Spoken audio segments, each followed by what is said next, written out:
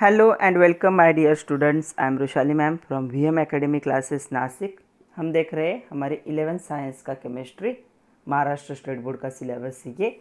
और मैंने स्टार्ट किया था chapter number 9 elements of group 13 boron family, group 14 carbon family and group 15 nitrogen family. हमने डिटेल में चैप्टर को देखा है। मैंने टोटल 6 लेक्चर अपलोड किए, तो उन लेक्चर को देखना ज़रूरी है, तभी आज का लेक्चर अच्छे से समझ में आएगा। और ये थोड़ा थेरोटिकल टॉपिक है, तो हर लेक्चर को 2-3 बार क्या करो, रिवाइज करके देखते रहो, नोट्स बनाओ खुद से, तभी आज का लेक्चर समझ में आएगा। तो आज का लेक्चर नंबर 7। आज हम देखेंगे मल्टीपल चॉइस क्वेश्चन MCQ। तो हम कुछ जेई के आए अभी तो जो रिसेंटली आए वो देखेंगे, नीट के देखेंगे कुछ, और कुछ MST CET के देखेंगे, और कुछ एडिशनल क्वेश्चन को भी अच्छे से डिस्कस करेंगे। तो चलो स्टार्ट करते हैं। Multiple choice question lecture number 7 chapter number 9 elements of group 13 group 14 and group 15 with VM academy Nashik. पहला क्वेश्चन देखते हैं। ये क्वेश्चन है MST CET 2019 का। क्वेश्चन क्या है देखो, which among the following has lowest first ionization enthalpy. तो इनमें से सबसे लो आयोनाइजेशन एंथैल्पी किसका होगा। पहला दिया है Sb, Z उसका मतलब एटॉमिक नंबर 51 है, तो दूसरा P है phosphorus atomic number 15, arsenic atomic number 33 and bismuth atomic number 83।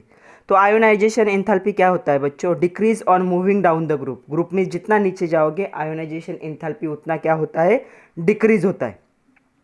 Okay जैसे एटॉमिक साइज इंक्रीज होगा आयोनाइजेशन एंथैल्पी क्या होता है, डिक्रीज होता है। और screening effect overcome and effective nuclear charge, तो यहाँ पे क्या होता है, इफेक्टिव न्यूक्लियर चार्ज और स्क्रीनिंग इफेक्ट भी चेंज होते। तो बिस्मथ जो होता है इसका एटॉमिक नंबर सबसे ज़्यादा है, मतलब इसकी एटम की साइज़ क्या होगी, इन सब में सबसे बड़ी साइज़ होगी। तो आयोनाइजेशन एंथैल्पी किसका सबसे ये छोटा होगा, जिसकी बड़ी साइज़ उसका आयोनाइजेशन एंथैल्पी छोटा। आयोनाइजेशन एंथैल्पी मतलब होता क्या है, आउटर मोस्ट सेल में से इलेक्ट्रॉन निकालने के लिए जो एनर्जी लगती है उसे आयोनाइजेशन एंथैल्पी कहा जाता है। तो बिस्मथ के आउटर मोस्ट सेल में से इलेक्ट्रॉन को निकालना इजी, क्योंकि साइज बड़ी है, न्यूक्लियस से डिस्टेंस ज़्यादा है, और स्क्रीनिंग इफेक्ट की वजह से क्या हो रहा है, जो आउटर मोस्ट इलेक्ट्रॉन है वो न्यूक्लियस का अट्रैक्शन है उसे महसूस नहीं कर पाते। तो इजीली कम एनर्जी में क्या होते हैं, बिस्मथ के आउटर मोस्ट इलेक्ट्रॉन को हम क्या कर सकते हैं, सेपरेट कर सकते हैं, उसे ही कहा जाता है आयोनाइजेशन एंथैल्पी। तो फर्स्ट आयोनाइजेशन एंथैल्पी मतलब फर्स्ट इलेक्ट्रॉन निकालने के लिए लगने वाली एनर्जी। तो यहाँ पे आंसर होगा डी बिस्मथ, बिकॉज बिस्मथ क्या है, ग्रुप में सबसे नीचे होता है और इसकी एटॉमिक साइज सबसे बड़ी है, तो आयोनाइजेशन एंथैल्पी क्या होगा, सबसे लोवेस्ट होगा। तो आंसर होगा bismuth having atomic number 83। See the second question, the correct molecular formula of orthophosphoric acid. इसे फॉस्फोरिक एसिड भी कहा जाता है। ये क्वेश्चन है MST CET 2019 का। तो हमें 4 ऑप्शन दिए, H3PO2, H3PO4, H3PO3 and H4P2O7। तो जो ऑर्थोफॉस्फोरिक एसिड होता है उसका स्ट्रक्चर कैसे होता है, phosphorus double bond oxygen OH OH OH। तो देखो क्या होगा, 3 हाइड्रोजन होंगे, 4 ऑक्सीजन होंगे और 1 फॉस्फोरस। तो कौन सा करेक्ट आंसर है, H3PO4। ये क्या है, करेक्ट ऑप्शन। इसलिए मैंने कहा था आप लोगों को कि जितने भी स्ट्रक्चर हुए हैं उनके नाम, उनका फॉर्मूला और उनका स्ट्रक्चर आपके नोटबुक में ड्रॉ कर लो, 2-3 बार ड्रॉ करके देखो, आपके सारे लर्न हो जाएंगे अच्छे से। तो इसका आंसर होगा ऑर्थोफॉस्फोरिक एसिड का करेक्ट फार्मूला कौन सा है, मोलिकुलर फार्मूला H3PO4 और इसका स्ट्रक्चर ऐसे होगा।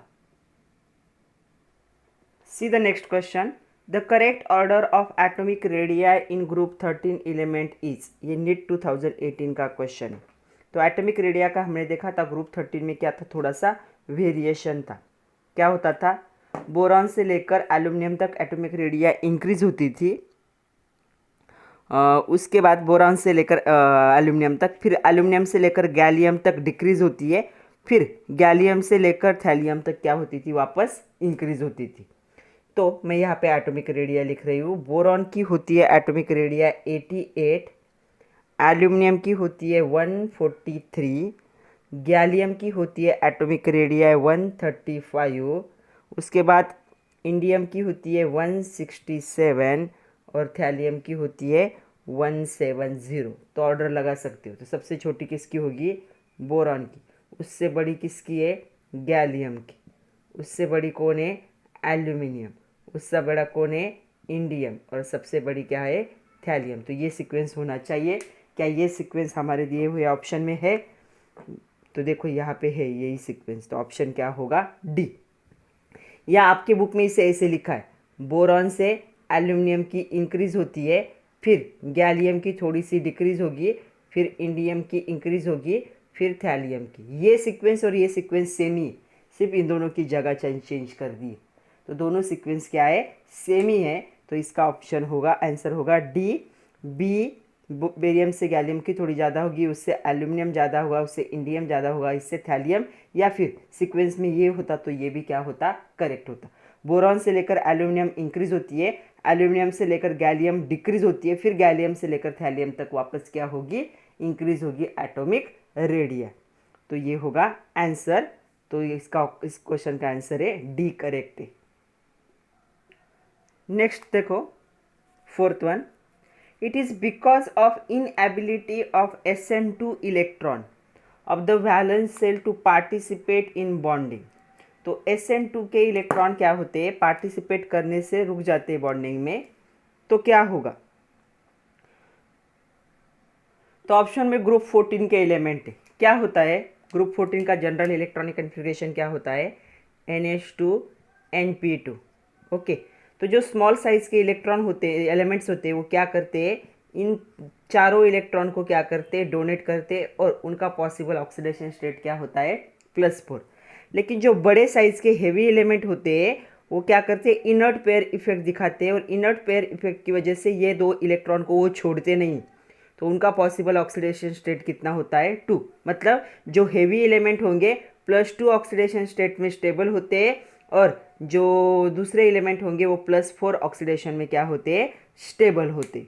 तो देखो अभी हमें कंपेयर करना है। तो SN को PB के साथ, तो SN और PB को अगर हम कंपेयर करेंगे तो SN क्या है? लाइट एलिमेंट है as compare to the PB। इसका एटॉमिक नंबर ज़्यादा है, इसका एटॉमिक नंबर कम है।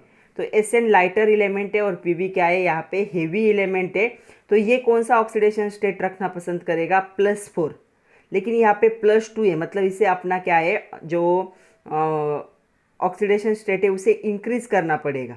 ओके। तो इसका क्या होना चाहिए? ऑक्सीडेशन होना चाहिए। मतलब वो किसके तरह काम करेगा? रिड्यूसिंग एजेंट की तरह काम करेगा। तो इसका क्या होगा? रिडक्शन। और Pb4+ ये क्या? हेवी एलिमेंट है, इसका ऑक्सीडेशन स्टेट कितना होना चाहिए? +2 होना चाहिए, +4 है अभी।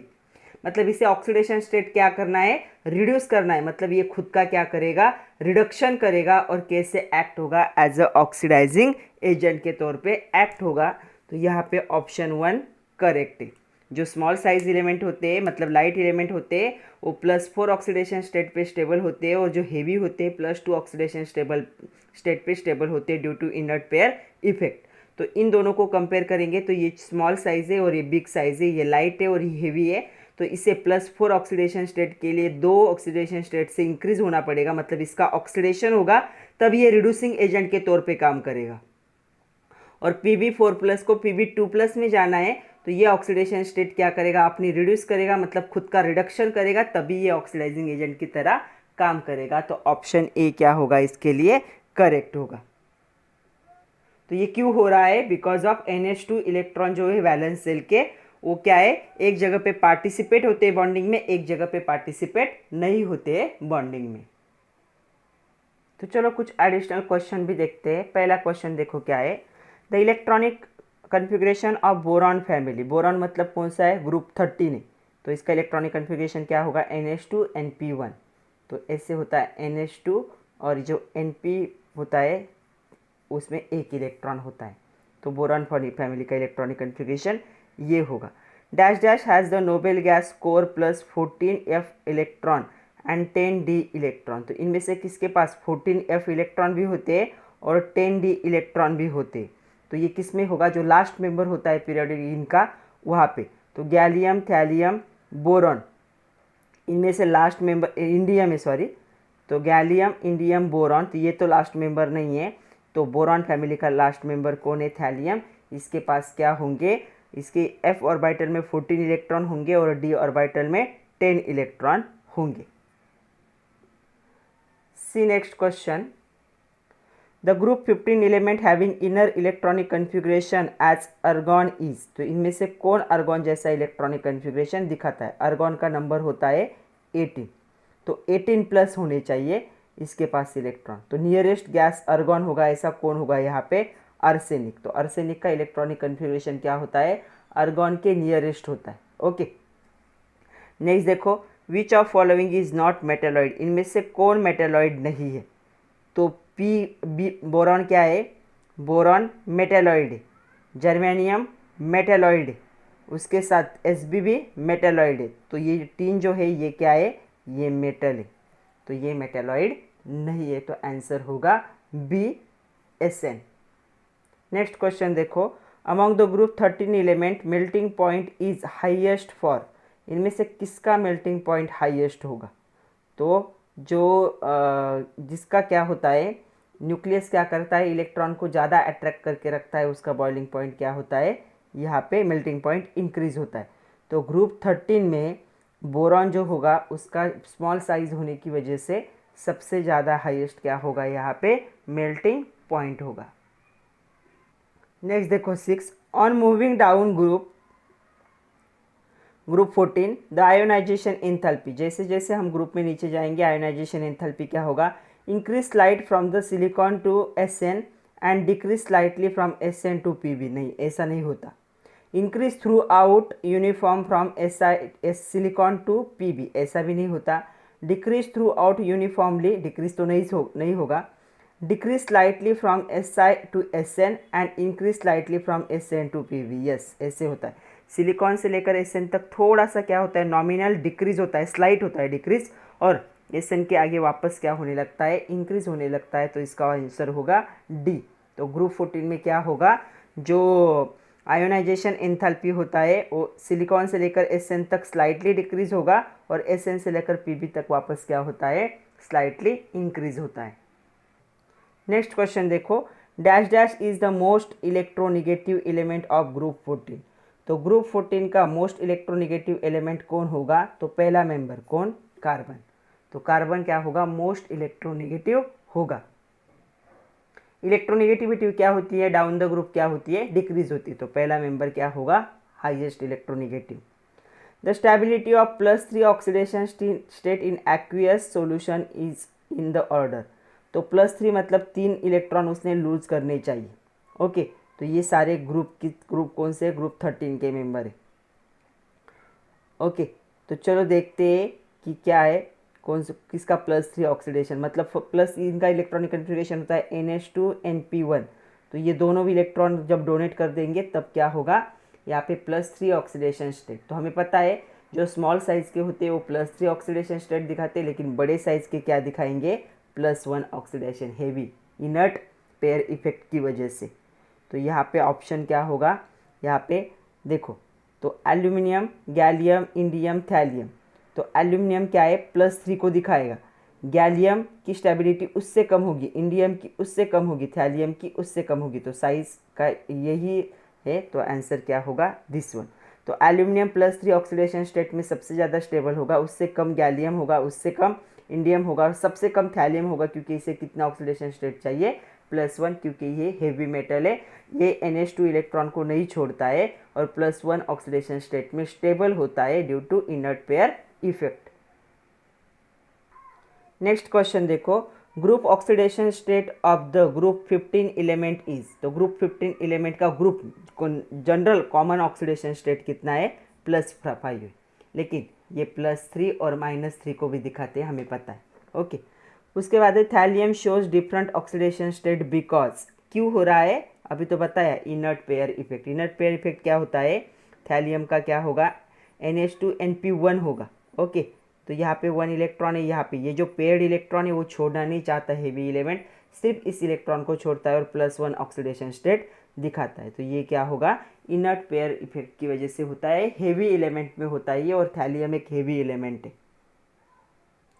नेक्स्ट क्वेश्चन देखो, which of the following shows the most prominent inert pair effect, इनमें से कौन most prominent inert pair effect को दिखाएगा।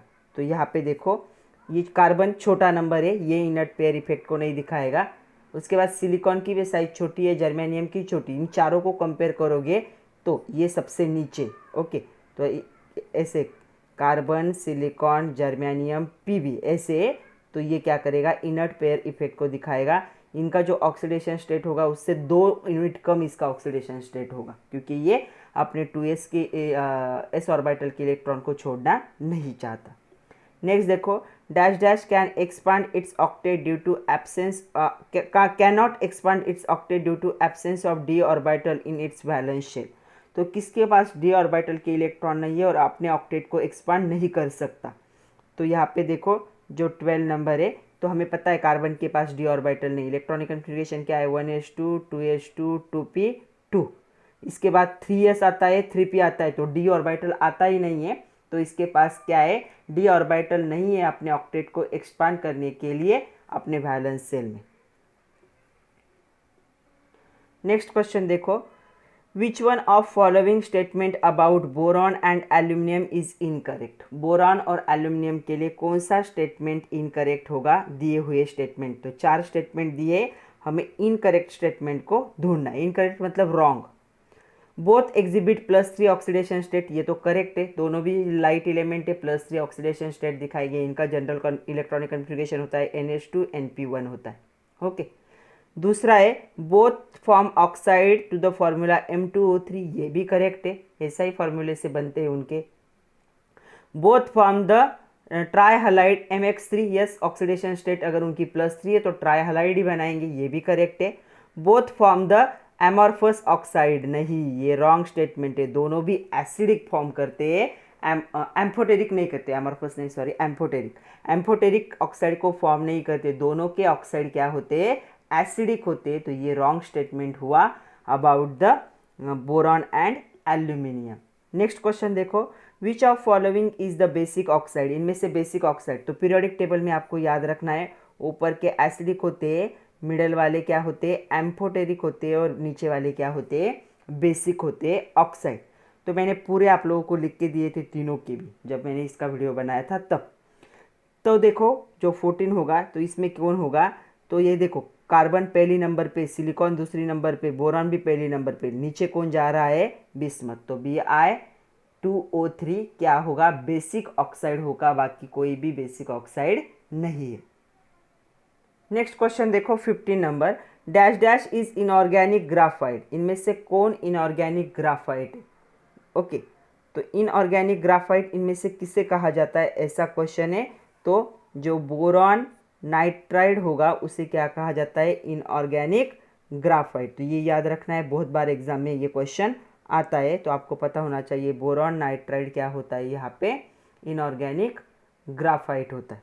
उसके बाद देखो the reaction of aluminium and H2O produces, तो वाटर की एल्यूमिनियम के साथ जब रिएक्शन होती है तो ये क्या फॉर्म करता है, ऐसा क्वेश्चन है। तो ये क्या फॉर्म करेगा, हाइड्रोक्साइड फॉर्म करेगा, तो ये फॉर्म करता है AlOH थ्राइस, मतलब ये क्या है, हाइड्रोक्साइड को क्या करेगा, वाटर के साथ फॉर्म करता है। तो इसका आंसर होगा AlOH थ्राइस होगा। नेक्स्ट क्वेश्चन देखो, which of the following is the stable halide of nitrogen, इनमें से कौन नाइट्रोजन का स्टेबल हलाइड है। तो नाइट्रोजन की ऑक्सीडेशन स्टेट कितनी, +3 है, ये +5 ऑक्सीडेशन सॉरी +5 है, ग्रुप की ऑक्सीडेशन स्टेट +5 है, लेकिन नाइट्रोजन कितना दिखाता है, +3, क्योंकि इसके पास d ऑर्बिटल नहीं है अपना ऑक्टेट एक्सपांड करने के लिए। तो ये जो नाइट्रोजन होता है, तो ये जो नाइट्रोजन होता है हमेशा ट्राई हलाइड ही बनाता है, पेंटा हलाइड कभी भी बना नहीं सकता। इसके रीज़न भी हमने लिए थे जब मैंने इसका लेक्चर लिया था तब। तो ये क्या है, ट्राई हलाइड बनाएगा, तो NF3 क्या होगा, सबसे स्टेबल हलाइड होगा नाइट्रोजन का, क्योंकि नाइट्रोजन की ऑक्सीडेशन स्टेट कितनी होती है, +3 स्टेबल ऑक्सीडेशन स्टेट है नाइट्रोजन के लिए। नेक्स्ट क्वेश्चन देखो, catenation is the ability of, catenation क्या होती है, एबिलिटी। तो यहाँ पे कैटेनेशन हम देख चुके हैं, कैटेनेशन सेल्फ बॉन्डिंग को कैटेनेशन कहा जाता है। Okay, the atom to form the strong bond with the similar atom, तो स्ट्रॉन्ग बॉन्ड सिमिलर एटम के साथ फॉर्म होता है। Elements to get the molecules, the element to form the multiple bond तो नहीं बनते। And element to form a long chain of identical atom, तो long chain बनती है आइडेंटिकल एटम की, तो आंसर क्या होगा, डी इज करेक्ट ऑप्शन। तो सेल्फ बॉन्डिंग होता है तो आइडेंटिकल होगा ना, कार्बन कार्बन कार्बन कार्बन, ऐसी क्या बनेगी, लॉन्ग चेन बनेगी, तो उनको क्या कहा, इसे कैटेनेशन कहा जाता है। नेक्स्ट देखो 19 number, among the group 13 element the property of allotropy is shown by, तो ग्रुप 13 में अलोट्रॉपी कौन दिखाता है इनमें से, ओके। तो अलोट्रॉपी क्या होता है, अलोट्रॉपी मतलब ऐसे स्ट्रक्चर जिनका क्या है, स्ट्रक्चर तो डिफरेंट, स्ट्रक्चर तो सेम एलिमेंट से बनते हैं, लेकिन क्या है, फिजिकल प्रॉपर्टीज क्या होती है यहाँ पे डिफरेंट होती है। तो यहाँ पे बोरॉन अलोट्रॉप बनाने की एबिलिटी रखता है, ओके। नेक्स्ट देखो, which of following is not a allotrope of carbon, इनमें से कौन कार्बन का अलोट्रॉप नहीं, बकीबॉल इसे फ्लोरीन कहा जाता है, ये भी है, डायमंड ये भी है, ग्राफाइट, तो ग्राफाइट भी है क्या, यस ग्राफाइट भी है, इमराल्ड, तो इमराल्ड कार्बन का अलोट्रॉप नहीं है, तो ऑप्शन होगा डी। तो 5 अलोट्रॉप है कार्बन के, पांचों के नाम आपको अच्छे से याद रखने। तो 5 नाम कौन से है, यहाँ पे बकीबॉल को कहा जाता है fullerene, diamond, graphite, graphene and the carbon nanotube, तो ये 5 आपको याद रखने, उसके अलावा कार्बन का कोई भी अलोट्रॉप नहीं है। नेक्स्ट देखो, thermodynamically stable isotope of carbon, तो ये भी मैंने बताया था, कार्बन का कौन सा आइसोटोप क्या होता है, थर्मोडायनेमिकली स्टेबल होता है, तो ग्राफाइट सबसे स्टेबल है, थर्मोडायनेमिकली भी स्टेबल है graphite. Which phosphorus contain discrete dash dash molecule, तो व्हाइट फॉस्फोरस, तो व्हाइट फॉस्फोरस में कौन सा मोलिक्यूल होता है जो डिस्क्रीट होगा यहाँ पे, तो हमने व्हाइट और रेड दोनों फॉस्फोरस को देखा है, तो यहाँ पे क्या होता है, P4 होता है, तो P4 होगा यहाँ पे। In which phosphorus the P bond angle is, in white phosphorus, तो व्हाइट फॉस्फोरस में P का बॉन्ड एंगल कितना होता है यहाँ पे, 23 नंबर देखो, तो हमने देखा था ये कितना होता है, 60 डिग्री इतना होता है, तो बाकी ऑप्शन भी देख लो, तो 60 डिग्री होगा।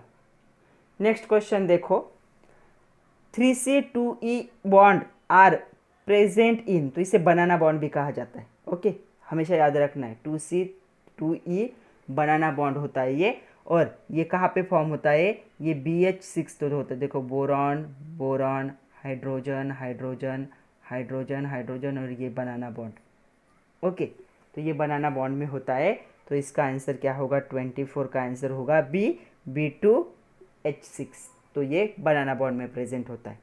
विच of following is the borax, इनमें से कौन बोरैक्स होगा, तो देखो बोरैक्स में क्या होता है, Na2B4H7 होता है, लेकिन वाटर मॉलिक्यूल कितने होते हैं, तो यहाँ पे वाटर मॉलिक्यूल होते हैं 10, तो करेक्ट फॉर्मूला होगा this one, Na2B4O7 10H2O। Next question देखो, in borax bead test, borax bead test क्या कहा यूज की जाती है, ट्रांजिशन मेटल के कलर के लिए, okay. The coloured ion give characteristic colour bead due to formation of, को क्या फॉर्म होता है, तो यहाँ पे क्या है, कलर आता है, तो मेटल क्या होगा यहाँ पे, बोरैक्स बीड टेस्ट में रिएक्ट होता है जो ट्रांजिशन मेटल होगा, और एक कलर देता है, तो यहाँ पे मेटल मेटाबोरेट क्या होता है, फॉर्म होता है, और उसे अलग अलग कलर आते हैं, तो ये टेस्ट यूज होती है ट्रांजिशन एलिमेंट के कलर को आइडेंटिफाई करने के लिए। Next question, Haber's process is used for preparation of, ये तो आप स्कूल लेवल से देख रहे हो, अमोनिया के प्रिपरेशन में जहाँ पे N2 और H2 कंबाइन होते हैं बाय यूजिंग कैटालिस्ट, और अमोनिया का फॉर्मेशन होता है। ये जो प्रोसेस होती है हाई टेम्परेचर प्रेशर में कैरिड आउट होती है, क्योंकि ये रिवर्सिबल प्रोसेस है, प्रेशर क्या करता है, अमोनिया को वापस रिएक्टेंट में कन्वर्ट नहीं होने देता, तो ये भी हम देख चुके। नेक्स्ट है, the catalyst use in Haber's process contain, तो हैबर्स प्रोसेस में इनमें से कौन सा कैटालिस्ट यूज होता है, तो आयरन मेन कैटालिस्ट याद रखना है, Fe क्या करता है, ये जो प्रोसेस है इसका रेट इंक्रीज करता है, रिएक्शन का रेट आयन क्या करेगा, इंक्रीज करेगा। नेक्स्ट क्वेश्चन देखो, लास्ट क्वेश्चन क्या है, which of the following is use as a refrigerant, इनमें से कौन रेफ्रिजरेंट के तौर पे यूज होता है? तो लिक्विड अमोनिया यूज होता है एज अ रेफ्रिजरेंट, ये भी हमने लिखा था यूजेस में। तो रेफ्रिजरेंट में क्या होगा, लिक्विड अमोनिया को यूज किया जाता है। तो ये थे बच्चों कुछ क्वेश्चन जो अभी तक एग्जाम में आए रिसेंटली, वो भी हमने देखे, कुछ एडिशनल देखे। आप सारे क्वेश्चन को क्या करोगे, एक बार अपने नोटबुक में नोट डाउन कर लोगे। ओके, जल्दी हम देखेंगे नया चैप्टर। तो ये हमारा था चैप्टर नंबर 9, हमें नेक्स्ट स्टार्ट करना है चैप्टर नंबर 10। तब तक के लिए पढ़ते रहिए, खुद का ख्याल रखिए और सबसे इम्पोर्टेंट बात का नोट्स बनाइए। नोट्स बनाना बहुत ज़रूरी है, थेरोटिकल टॉपिक का नोट्स बनाना तो बहुत ही ज़्यादा ज़रूरी है। तो हमारा नेक्स्ट चैप्टर होगा chapter number 10, states of matter. हमें गैसियस और लिक्विड स्टेट को 11th में देखना है और सॉलिड स्टेट को 12th में देखना है। तो एक बड़ा टॉपिक है हमारे सिलेबस का, फिजिकल का है, तो उसमें बहुत सारे कैलकुलेशन के पार्ट है। तो पढ़ते रहिए, खुद का ख्याल रखिए। Thank you very much my dear students.